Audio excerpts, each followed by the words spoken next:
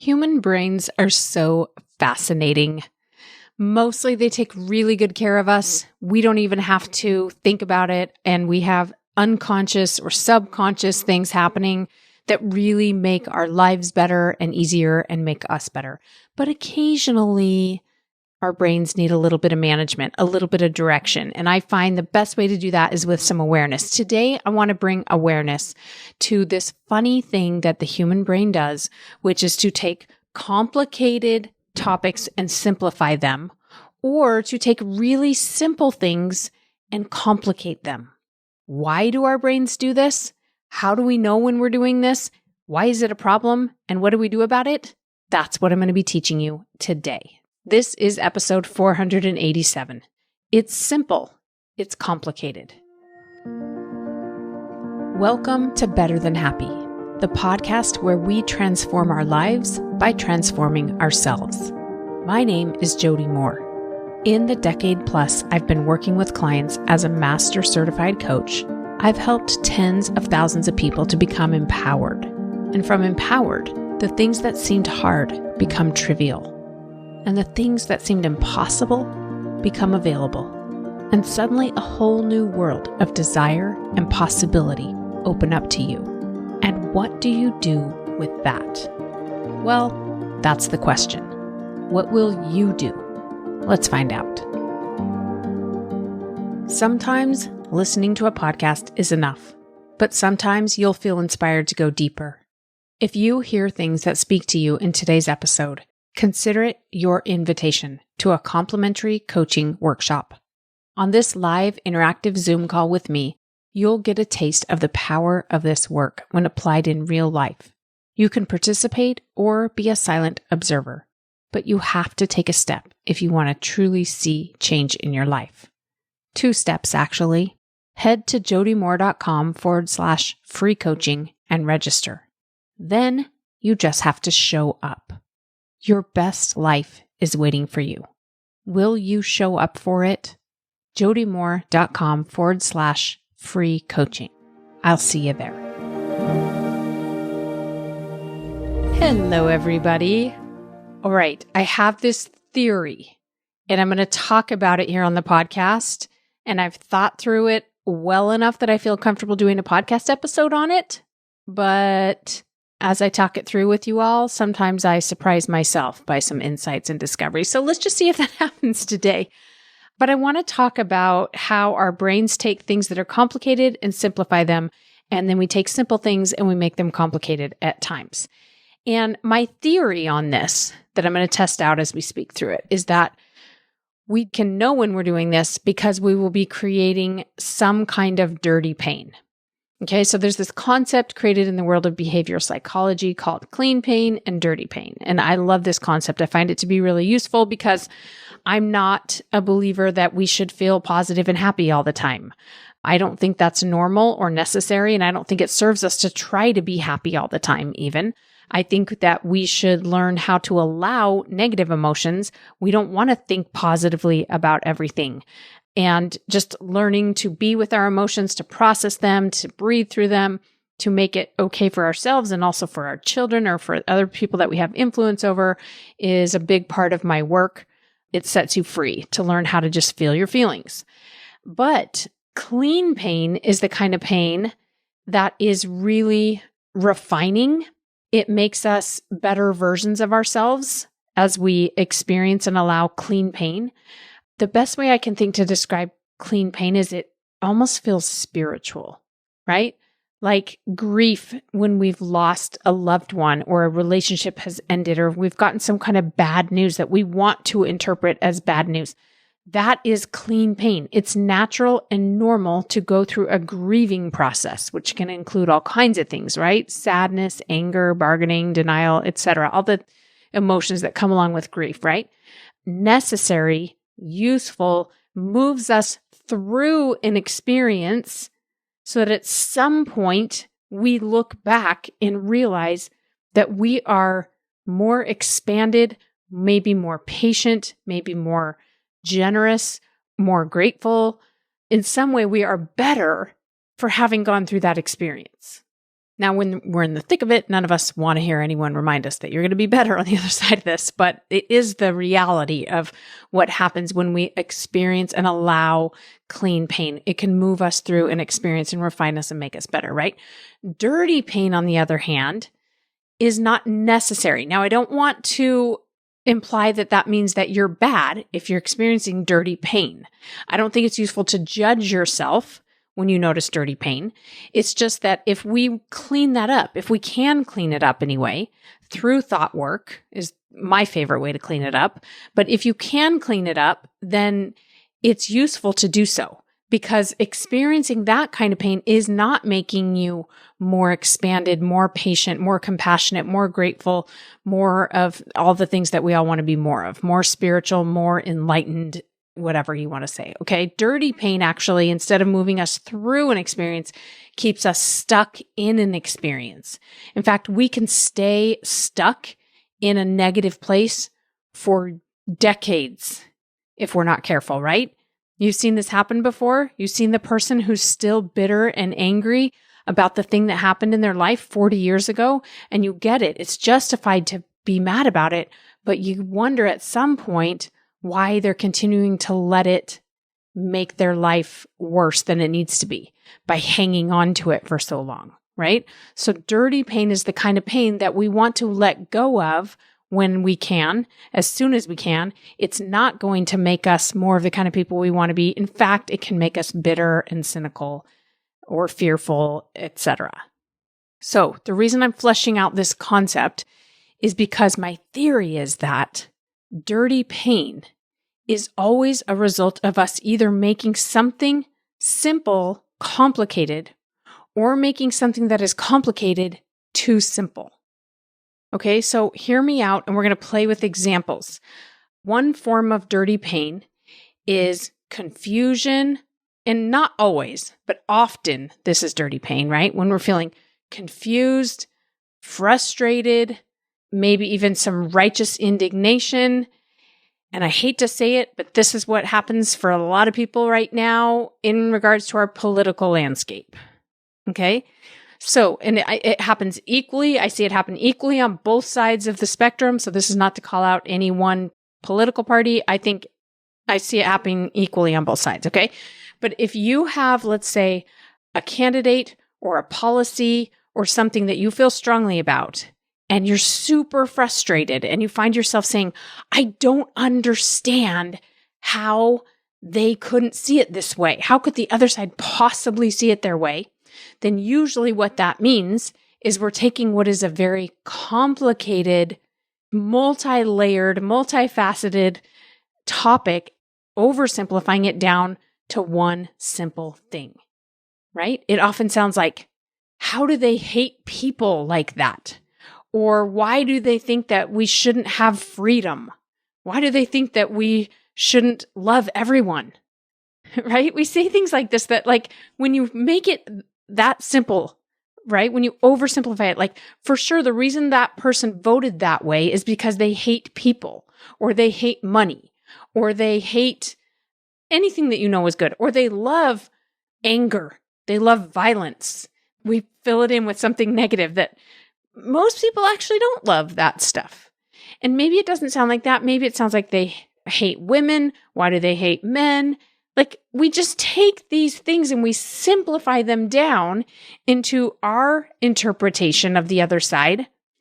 And then we feel angry and frustrated and we say, I'm just so confused. I don't understand how they could vote that way or see it that way. Okay? And my answer is, yeah, we don't understand when we don't want to understand. And when we simplify what are complicated things, it's not out of a desire to understand. It's out of a desire to be right, to feel justified in our anger or frustration. And I'm not saying you shouldn't be angry or frustrated, okay, no matter what. I'm just saying that when you notice yourself feeling this way, pause and go, wait a second. Have I taken what is a really actually complex topic, like why people vote the way they vote, and simplified it down into one soundbite?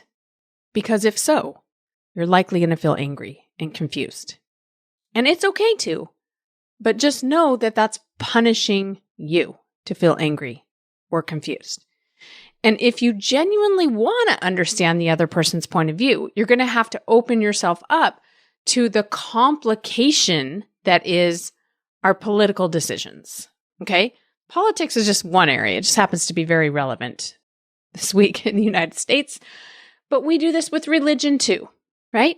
We say things like, well, our church teaches, fill in the blank. Our church teaches that women should be at home with their kids. Really? Or is that like kind of an oversimplification of maybe what you heard someone say or what you think the overall message is? Is it actually a lot more complicated than that? I don't know. I'm just saying maybe. And I think, again, the way you can tell is ask yourself, how do I feel when I think about it this way? If I feel upset, angry, and that doesn't feel like a useful way to feel in this situation, maybe it is useful. I'm not saying anger is never useful, but is it? And if not, ask yourself, wait, am I oversimplifying what is actually pretty complicated? I'm trying to think of some of the other oversimplifications I've heard people say when it comes to like the LDS church, for example. People say things like, you either have to be all in or all out. You can't just be part way in. I'm like, really? Says who? I mean, like, that's not how I see it. And so again, what we've done is we've taken some part. I'm not saying that you don't have a valid case for it. I'm just saying it's kind of an oversimplification. It's just a quick soundbite. And gosh, our world today is full of quick sound bites, right? Our phones love a quick soundbite. That's actually the only thing you can do. You can't put a reel on Instagram that's longer than 90 seconds. So what can you say in 90 seconds? Not anything very complicated. Not anything that might not get misunderstood if it's very complicated, right? So politics and religion are two where we do a lot of oversimplifying, and you will know because you will feel some kind of dirty pain. Some righteous indignation, some frustration, some confusion, something like this. How about parenting? Parenting is another one where we sometimes do this oversimplifying thing. Like, I don't understand. Why would you let your kid do that? Maybe you like to put your kids in sports and you know somebody who doesn't put their kids in sports. And you're like, wouldn't you want your kid to be more confident and get exercise? Okay, so notice how we just totally oversimplified what is a complicated decision. Someone might have a whole bunch of reasons for not putting their kids in sports or in public school or any other parenting decision, but we simplify it down to, I don't understand. Do you hate kids? Do you hate your kids? Right? It's like, no, there's probably not a lot of people walking around going, I just don't want my kid to be confident or to get any exercise. They just simply have prioritized different things. By the way, I've listened to myself do this very thing just this past week, where I've oversimplified something down to a soundbite so that I can feel justified and righteous about my decision when it's all complicated in the end. It's complicated. There's a lot of factors to consider in any one of these decisions, right? I see people oversimplify when it comes to big decisions they're trying to make in their lives sometimes, right? Like, well, I can't decide what to do. Do I leave my marriage or stay in the marriage? Now, I'm not saying there's never a time to make a decision like that that's that black and white, but oftentimes what we're forgetting is it doesn't have to be that simple. Everything doesn't have to be binary. Maybe there's a way that I want to stay in my marriage, but I change the arrangement. Maybe I change my mind about what marriage has to look like or could look like. Maybe we want to stay married, but we want to live in separate houses. Or maybe we want to, I don't know, like there can be millions of options in between get a divorce or stay married, the way that our minds have simplified marriage and how it should look. What if we let it be complicated? What if we let it be like, I don't know, just there's so many options. It might serve us to consider a lot more options. I see people do this with certain results in their businesses too when I'm working with entrepreneurs, right? They say things like, well, my Facebook ad isn't working. I'm like, wait, I have no idea what that means because you just simplified what is actually a kind of complex thing. Like if you've ever run ads on Facebook or through Meta, Facebook, Instagram, etc., there's all kinds of metrics like click-through rate and frequency and conversion and cost per lead or cost per conversion. And like, there's just a whole bunch of dynamics. And when they say my Facebook ad isn't working, I'm like, what does that mean? Oh, well, I've only gotten 2 people on my email list. Okay, you're still oversimplifying. I need you to give me more details. This is a complicated thing to discover. Like, how much money did you put into it? How much time has it run? How much testing have you done? How many versions of the ad did you run? Like, all of those factors are very relevant before I would say your Facebook ad isn't working, right? But we just simplify it down. Like, my business isn't succeeding. My business is failing. My business is shrinking. My business is declining. I mean, it's actually all pretty complicated, right? Now, there are some metrics we could pull out, like I made less money this month than I made last month. Okay, but let's look at all the complicated dynamics about why that might be before we just slap a really simple label on it of my business isn't working. When people say to me sometimes, I had a business, 10 years ago, I started a business and it crashed and burned. I was like, well, what does that mean? That's a very simplified way to describe what is a very complex thing. Does that mean you walked away from it? You gave up? Does that mean somebody sued you? Or does that mean, what does that mean? That can mean so many things. But we just try to simplify it into a quick soundbite, which I'm okay with if it feels good. But if it feels like dirty pain, which is resentful, full of guilt or shame or blame or confusion or frustration, that's all dirty pain. It's not helping you become a better version of you. It's just weighing you down. It's like a heavy, heavy weight. And that's because you oversimplified what is something very complicated. So if you're going to simplify it, make it something that feels good. Like, that business was complete. My time with that business was complete. Now that's simple. That's an oversimplification, but it feels good to me. So that would be a win, right? That's when we want to simplify it. And again, it needs to be believable to you. But if that feels believable, my marriage was complete instead of my marriage ended in failure. Simplify it if it's going to make you feel good, but not if it makes you feel bad. The other area, because I've been talking a lot about health as I've been working on my own health journey a lot the last year or so, is results of we'll call it your diet or exercise plan. Like, I'm not losing weight. Okay, what does that mean? Because if you look at my chart, where I chart my weight every day, it goes up and down and up and down and up and down, and it's making a gradual decline, and then sometimes a gradual uphill climb, and then sometimes just steady, and then sometimes down again. And I'm not losing weight is just a gross oversimplification of the facts of the reality, because all of this actually takes a long time, and it might be more accurate to say I'm not eating on plan, which is still a simplification. But just be careful about oversimplifying what are really complicated, interesting, but full of all sorts of variables, all sorts of factors, topics. Now, the other thing we do is we complicate what is actually very simple. Okay? Now, why do our brains do this? I don't know. My guess is that it's because it's just a lot easier to be confused or uncertain or undecided than to actually sit down and do what we want to be doing and feel that we need to be doing or should be doing. And obviously those aren't always useful ways to think about it, but I'm just saying, getting to work, taking useful action is something that our brains will try to avoid if it means we're going to have to forego pleasure or experience pain or do anything that feels like it's going to take a lot of energy or figuring out. And one way that we avoid it is just by overcomplicating things. So let's go back to what we were talking about with diet and exercise. Like I said, we tend to simplify the result part. Like, it's not working.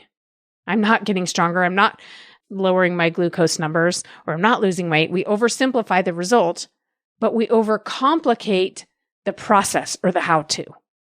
People are like, I just don't know what to do. I have this plan that I'm following, but I'm just not losing weight. I'm like, really? Are you following your plan? Kind of, pretty well. I don't know. What did you eat yesterday? I don't know. Oh, so it is actually really simple. I'll take myself as an example, right? Because I'm still losing a little bit of weight, but my main focus right now is my glucose numbers. Like, I want to keep my glucose regulated, and I got it down to where it was regulated, and then it's kind of come back up as I stopped monitoring it. So I put my CGM back on. I'm monitoring it again. I'm going to dial it in. I am determined to not get diabetes. Okay. So my brain wants to be like, I don't know. It's just so hard. I don't know what to do. I don't know what to eat. I don't know how to do this, but it's not complicated. It's actually very simple. I need to eat more of the foods that don't spike my glucose and less of the ones that do. And I need to move my body regularly. That's it. It's really that simple. Like, I need to eat less sugar and flour, and I need to eat more protein and the kind of carbs that have fiber with them. And I need to move my body after I eat as much as possible. Like, it's actually really simple, but my brain doesn't want it to be simple because then I have no excuse. I just need to go do it. I want it to be complicated and hard because, what are you saying? I should never eat sugar again? Come on, this is so confusing. I just don't know what to do here. I hope I'm not the only one that has that voice in my head. Even the reasons why we're overeating, right? Sometimes when I'm coaching people on this, I'm like, okay, so you ate whatever. You ate a bunch of junk yesterday. Tell me what you ate. We get it down on paper first. We make that really simple. It's not confusing. I don't know. I just ate so many things. No, it's not. Tell me what you ate. Okay, we make a list. Now, why did you eat it? Next thing I want to do is, I don't know. It's so complicated, right? We make it so complicated. I'm like, no, it's not complicated. You just told me you ate chocolate chips. Why did you eat chocolate chips? Because chocolate chips are delicious. Because you get a dopamine hit when you eat chocolate chips. And you told me you ate them right after you put the kids down to bed. I wonder why. Maybe it's because you were stressed and overwhelmed and exhausted and you felt sort of deprived and you don't have enough joy in your life. It's actually really simple. You wanted something fun and pleasurable, and that's what chocolate chips are. It's really simple, right? Oh yeah, it is. When I say it that way, everyone's like, oh yeah, it is really simple. Why did I not see that? Because you have a human brain that wants to complicate simple things. How do you know you're doing this? Because you will feel what we call dirty pain. You will feel guilty or ashamed or confused or overwhelmed or undecided. Most times, this is dirty pain. It's not the kind of pain that feels spiritual and expansive and enlightening. It's the kind of pain that keeps you stuck. You can't progress from dirty pain. You'll just spin and spin and spin like a hamster running on a wheel. So you're either overcomplicating or oversimplifying something when you have dirty pain. Let's talk about your kids. I see us go to this overcomplication piece a lot when it comes to our kids, right? So, for example, I'll coach somebody who will say something like, my teenager keeps lying to me, and I don't know why. Like, we talked about it, and they said they weren't going to do it anymore, and I feel like they trust me. I feel like I handle it really well when they misbehave or whatever, so I don't know why they're lying. I'm like, really? Are you sure you don't know why? Give me an example. They'll tell me a story about the last thing they lied about. They were going to go to the library, then went to their boyfriend's house instead, let's just say. Okay. And then I'm like, if it were really simple, the reason that she lied, what's the reason? Well, because I didn't want her to go to her boyfriend's house. I worry about when she goes and spends too much time over there. And I want her to get her work done. And so she knew I was going to be upset or there was going to be a consequence or punishment of some sort if she went to her boyfriend's house. That's why she lied about it. Yeah, it's actually really simple. You know why people lie? Because they don't want to deal with what would happen if they told the truth. The end. So what do we do with that? I don't know. You get to decide. You either just know that that's why people lie and you stop being confused about it. And then you choose who you want to be and what you want to do. Maybe you do want to enforce the consequence and you just know that's the way of it, that they're going to try to lie at times. Or you decide you don't care enough about that. You would rather they tell you the truth. You would rather make a safe space to tell the truth. And then you change who you're being on the other side of it. I mean, either one you can play with. But my point is that spinning in this confusion, I don't know why they lie, doesn't work. Sometimes it's us that we're confused about, right? Like, this is so common that I'll be coaching someone who will say something like, maybe it's not their teenager lying. Maybe it's like, hey, my dad always says he's going to do these things and then he never does. He doesn't follow through on them. And recently he said to me, I can tell that you don't trust me. And I feel so bad. I want him to know I trust him. I'm like, but you don't trust him, right? Like, it would make sense that you don't trust him if he has a history of saying he's going to do something and then he doesn't do it. So we don't need to make this complicated. I don't know why I don't trust my dad. No, the reason you don't trust your dad is because your dad hasn't behaved in a way that tells your brain it's safe to trust him. It's actually very simple. But we get confused and frustrated with ourselves, and then we're blaming ourselves and we're judging others because we've overcomplicated what is actually really simple. I see people do this too when they're like, I don't know why I can't stop yelling at my kids. I don't want to yell at them. I feel like that's bad parenting, but I just don't know why I can't stop. I'm like, I do, because when you ask them to do something, they ignore you, but when you yell, they do it. It's really simple, the reason why. We don't need to complicate it. And people think if we make it simple and obvious and we just admit the honest truth, then that means we're never going to change our behavior. We're never going to improve. We're never going to get something different. And I find the opposite to be true. When you can just embrace the truth and not let it be complicated, not let it be confusing, then you have a reality in front of you that's very simple. And then you have many choices you can make on the other side of that. Don't let it be complicated. Last example I'll mention here where I see people overcomplicate is again with how-to when it comes to building your business. Remember, I talked about we tend to simplify the results of the business. Like, my business isn't making any money. I'm like, really? Say more. Okay, give me the details. Tell me the real story. But we complicate the how-to of the business. Same thing we do with our health, right? We go, I just don't know how to get clients. I just don't know how to market my business. All of a sudden, we've made it so complicated. I don't know how to market my business. That does sound complicated. That sounds overwhelming. It sounds confusing. But what is marketing, by the way? And how do we do it? It's 3 simple steps. It's finding people who want what you have to offer, giving them some help, and inviting them to get more help. That's all it is. It's really simple, actually. Don't let your brain make it complicated. Your brain wants it to be complicated because then if we're just confused and not sure where to begin, then we don't have to begin at all. But that's probably not going to get you what you want in the end. So pay attention when you have dirty pain, especially confusion, judgment, or shame and guilt. So whether you're judging others or judging yourself, or you're just very confused and overwhelmed, then you are likely simplifying something that's actually very complicated or complicating something that's actually very simple. If you're not sure which it is, and you're in the lab, you can send it in to us at Ask a Coach, or you can bring it to our coaching calls and we can help you. And if you're not in the lab, come to a free coaching call and let's give it a try and see if we can help you as well. You can go to jodymoore.com/free coaching. All right. Thanks for joining me today, everyone. I will see you next time. Have a beautiful rest of your week. Oh, wow. Look at that. You made it to the end. Your time and attention is valuable, and I don't take it lightly that you made it this far.